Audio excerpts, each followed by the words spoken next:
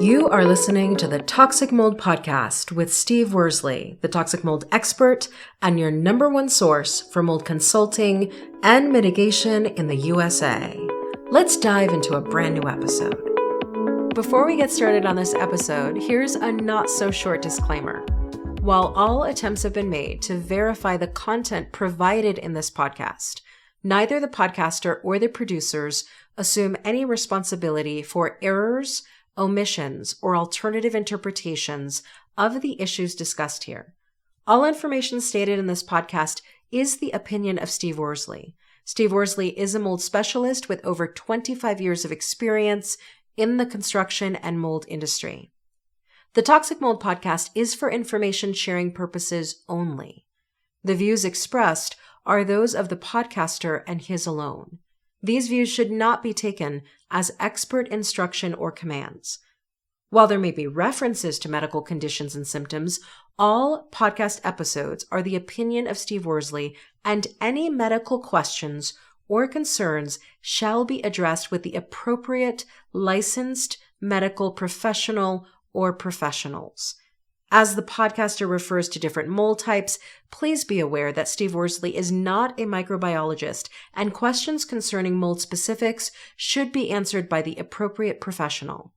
Steve isn't, nor does he offer any legal advice. For any legal advice, you must speak with a lawyer. The listener is 100% responsible for his or her own actions. You can check out Steve's books on Amazon. Just go to Amazon and search for author Steve Worsley. You can also take Steve's courses on Udemy or Skillshare, and you can find out more about those at cnccontractorservices.com. Now, let's get to the episode. Hello, you're listening to the Toxic Mold Podcast with myself, Steve Worsley, and today we have my wife again, Cassandra. How are you? Doing good. How's it going? I don't know. I feel like I've been sick this last month, so I don't know. Must be some sort of crud going around. Long COVID, whatever. It's, I think I heard this week that they claim that... Not real. Yeah, it's fake.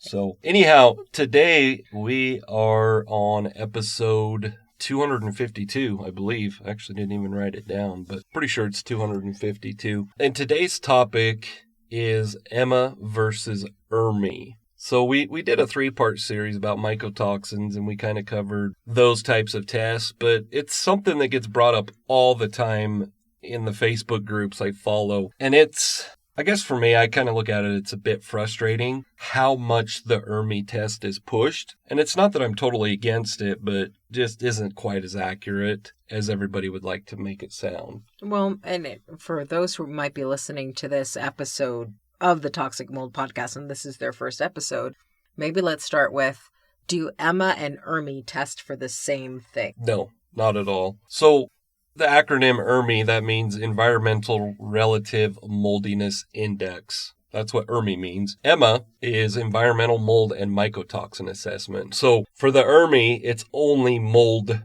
species that they report, whereas the ERMI, it's mold species and mycotoxins. And why is that difference important? Well, to kind of give a quick explanation, so you have mold types that, well, they're classified in 3 different categories: allergenic, pathogenic, toxigenic. Toxigenic mold types produce and release mycotoxins. The mycotoxins, obviously they're toxins. They are a secondary, it's not a chemical, I'm not sure how I would explain it, but it's a secondary thing that is released by the molds. Those, once they're in your body, just wreak havoc. So you have a mold, which is one thing, and then you have a mycotoxin, which is another thing. So you can have mold in one room, but mycotoxins spread throughout the home. Does that make sense? Yes. And so we want to test and see, and for the most part, you know, it gets kind of complicated and I don't want to get down deep rabbit holes, but for people that are mold sensitive, or they have SEERs, or they have Hashimoto's or autoimmune disorders, they're going to be more sensitive to those mycotoxins compared to a healthy person. And sometimes the mycotoxin testing is necessary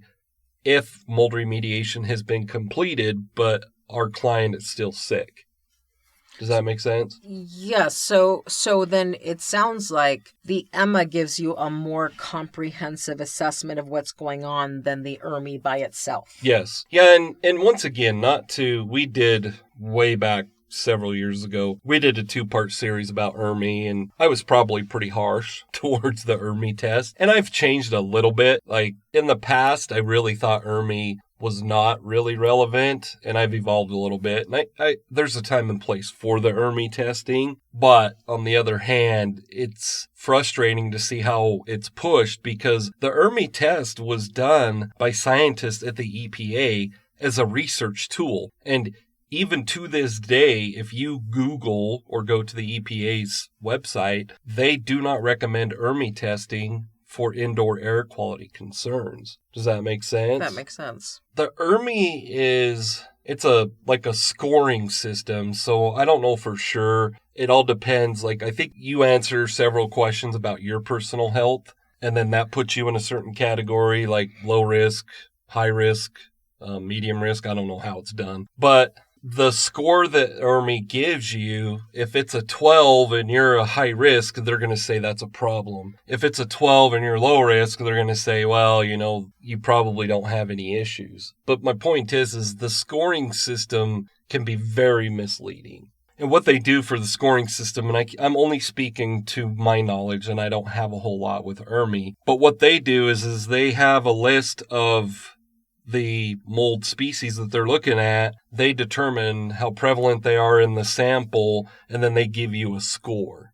Does that make sense? And to me, it can be very confusing. And on the other hand, when ERMI's being pushed all the time, the issue I have with ERMI being pushed the way it is it's being done by DIYers, and they don't know what their ERMI score really means. Absolutely. So, but I also get the sense that it's a snapshot of the mold that's found in that sample in that one room. Well, so typically the sample's several rooms. Several rooms, but does that open it up for not being comprehensive enough because it doesn't capture all of the issues going on in the home?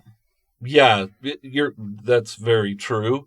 But I want to be clear with our listeners, there's no silver bullet test out there that we can just run one test to determine the overall indoor air quality, period. We have to do, once again, and this is why I get frustrated with the ERMI, any mold testing or mycotoxin testing. I don't care if it's traditional testing, which is air testing, tape lifts, swabs, bulk samples. Any type of mold testing should always be accompanied with a mold inspection. And there's no test out there that you can just say, even the EMA test, there's no test out there that we can just do the test, get the results, and go, yep, everything's fine. It's like you going to a doctor. They have to assess you as the patient. They don't just do blood work. Like, you can't just call your doctor and say, hey, I feel terrible. Can you call in an order to do this, this, and this, x-rays and blood work? No, they're going to say, no, you have to come in and see the doctor. Absolutely. So really it needs a comprehensive evaluation, which typically involves a mold inspection along with a variety of testing of which ERMI and EMA could be parts of it. Exactly. But when it comes to, and the reason I wanted to talk about EMA versus ERMI is if we're going to spend that kind of money, which they're both around $400, if we're going to spend that kind of money, I would always recommend the EMA test because it is both what the ERMI is. So the ERMI is a PCR DNA test. It includes that, and then it includes mycotoxins. So it's actually two different tests. So you get more bang for your buck with EMA versus ERMI. Yep. And I don't want to lead our listeners down a road where they go, well, Steve's contradicting himself. We sell EMA testing kits that we have shipped right to their home. They can do the test themselves. We get the results, we send them the results, and we say, hey, we have some issues, or hey, everything looks fine. Even if everything looks fine with the testing results, it's not in my best interest for my clients to tell them everything looks good. They should have a property assessment, always. Mm-hmm. Does that make sense? That does make sense. And so if somebody is listening to this and they're like, well, I've heard online that ERMI is absolutely the way to go, and I've never heard of this EMA thing. What are they getting? What's being assessed, and what kind of results are they getting with EMA that they may not get with ERMI? The mycotoxins. So a list of mycotoxins, or? Yeah, they have a list of mycotoxins that they test for, and it's like 10 to 15 of the mycotoxins that are known to be harmful to humans and pets. It's mycotoxins. ERMI does not test for mycotoxins. The ERMI test tests for, I think it's 26 different mold species, and some of them are irrelevant. They're not even known to be harmful to humans. So I'm not saying it's not a good test, but it's just not giving us enough information. And on top of that, like I said, this is just a built-in bias that I have. ERMI is pushed by so many people, and it's being pushed as a DIY test. And the EMA's the same thing. EMA's a DIY test. Of course, I can do it when we do a mold inspection, but the concerns that I have with the ERMI is people aren't being told. And it's the Schumacher protocol. They're not being told, like, hey, an inspection is just as important as testing. Yeah. And to me, actually, an inspection's more important than testing. Does that make sense? That does make sense. Because we could do a property assessment and find whether it's viable or non-viable, dormant versus alive. We could find mold infestations. And at that point, I would say, hey, there's no reason to run an ERMI test or an EMA test or any test, which I just showed you a thing I saw on Facebook today where testing companies, there's a lot of them that really push that you need to have testing done prior to remediation. That's another subject we'll talk about in another podcast episode, but this is my opinion, and for the most part, there are circumstances where I would change how I feel about this, but for the most part, I don't believe you should waste your money on any mold testing if we see mold that's present and we need to do remediation. Save that money. And I've dealt with clients where they spent thousands of dollars in testing prior to remediation, and I'm sitting there going, well, why? Yeah, why'd you do that? Their reasoning in the mold testing company is well, because they're mold sensitive. Okay, fine, but as far as CNC contractor services, we don't change our remediation protocols based on the mold types present. Does that make sense? That does make sense. So it doesn't even matter to me what kind of mold species are there. It has to be dealt with. So just going back to the EMA for a second, is EMA testing mycotoxins in the home? I know there's also testing for mycotoxins in a person's body. So the EMA test is from real-time labs. Okay. They do the medical side. That's how they came up with the EMA test. They do the medical side. So I believe it's blood or urine sampling. And then they created the EMA test to kind of coincide with the medical side. To answer your question, the EMA test and the ERMI test are on the building itself. Okay. Not the body. Okay. So then somebody who wants to test to see if their home has mycotoxins would use the EMA test, but if they wanted to see if there are mycotoxins in their body, they'd have to go get a mold literate doctor to test them some kind of way. Exactly. Okay. Yeah, and once again, there's several different labs out there. As far as the labs that I can talk about right off top of my head, you have real-time labs, and this is that does medical testing. You have real-time labs, Mosaic, which used to be Great Plains. You have MyMycoLab. You have Sunrise Labs, LabCore, Vibrant Wellness. I'm trying to think of the other ones, but they all do mycotoxin testing on the body. Now, all of them have different types. Like some of them do urine testing, which I'm not a doctor, but I don't know how accurate a urine test is from what I know. Now, I have a couple doctors I'll be interviewing here in the next couple months, and I'm going to talk to them about that. But, I believe that, in my opinion, I believe that you should do blood testing for the body. Okay. And the reason why, and I'm not a doctor, I have no training in this at all, but in the urine sample, how do you know if your body's expelling that? You don't. Well, I mean, if you're using urine, all of that depends. How much water did you drink this morning? Did you pee it all out by the time you actually tested it? There's a lot of factors that could affect the efficacy of the test results, whereas blood is blood. Exactly. So it will always, what is concentrated in your blood, no matter what you eat or drink, is still going to be there. Exactly. That's why, like I said, I'm going to interview a couple doctors. I'm going to talk to them about it. It's just something that, and I want our listeners to understand this, and I'm sure they do. I'm not a medical doctor. I'm not claiming to know enough information to say a urine test is irrelevant. I'm not saying that. From what I have seen and understand, it could be questioned like you said, efficacy of the test if they're doing urine. But to go back to what we were talking about, those are the medical mycotoxin tests. Okay. So those are things that they're looking for in your body to see.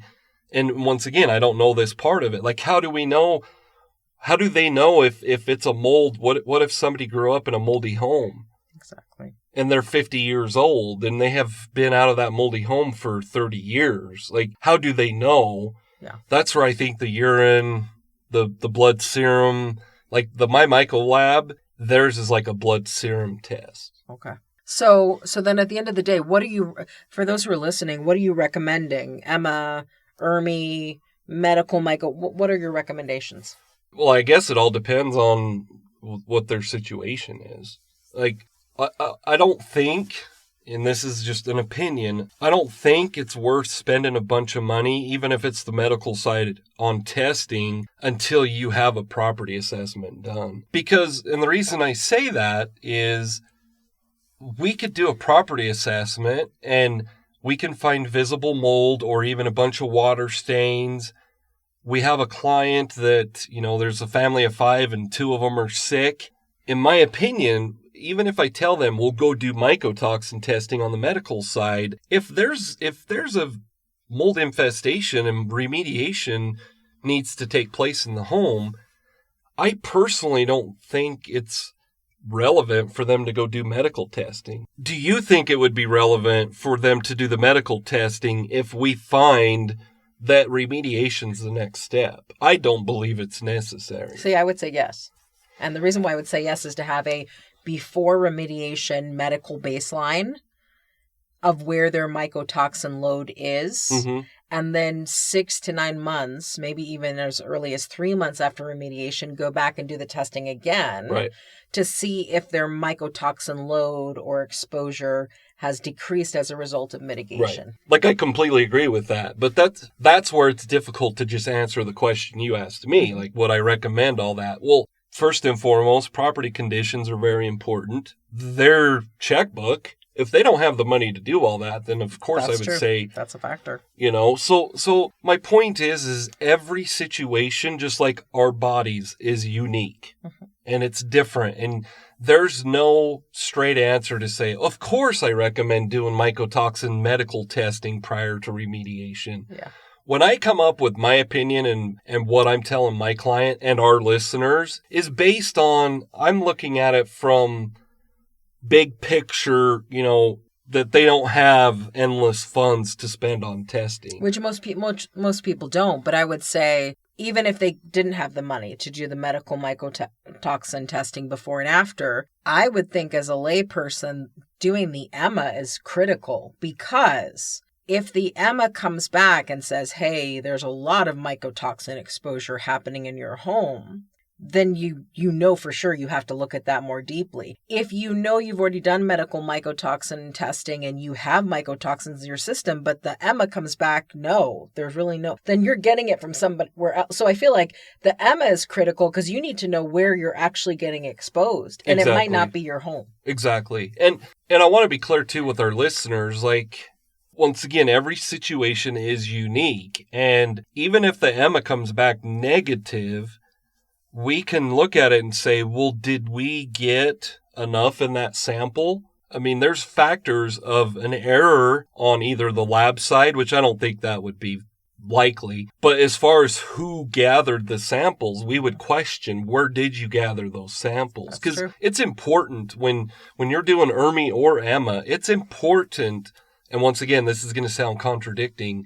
It's important to get several different areas sampled. Now, that's the problem I have with EMA and ERMI. If you're sampling 5 different areas, how do you know where it's at? That's true.